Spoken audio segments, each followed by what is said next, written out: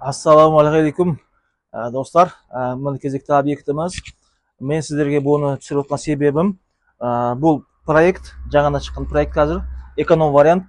Бұл жерде стол, тандыр, екі қазан, барбекю, столешница, мойка, газ плитасымен қосып, осы комплексті 1,5 миллионға жасайтын боламыз. Бұнда жаңа сумма болмаған. Бұл Шымкент қаласы.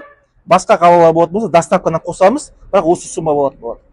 Енді көрсетіп кетейін сіздерге, қызық болатын болса, тандырдың қасында мына столешница болды, 1 метр столешница болады. Тандыр астына күліп алады, ящигі мен евростандарт, ешқандай өзгеріс болмайды, сапасынан бәрі бірдей болады, көріп жатқанда инстаграмдағыдай болады. Бұның бетін шлифовать етіп, грунтовка жақ специально арнайы краска бар, сонымен краскалеп, тура сол облицовский кирпичтерді качествоны жасап беретін боламыз.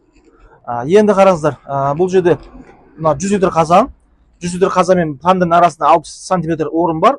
Қамыр саған кезде жұмыс ыңғайлы болу үшін. Мына жақта барбекюнің размері өзгерген жоқ. Тек қана ішінде ғана огнем порный жаңа кирпич болып тұр, сап-сарысы. Қалған жер простой кирпич. И то бұл бушный кирпич, жаңа кирпич емес. Бер жағында бұрышта 40 литр қазан болады, бірақ бетінде плита болады, плитаның бетінде кольцосы болады. Кольцо алынып, кішірек размер қоюға болады. Шайник деген сияқты кәдімгідей қоюға болады кирпичтерді. Енді бұл жақта да орын бар, мына 75 сантиметр бар примерно.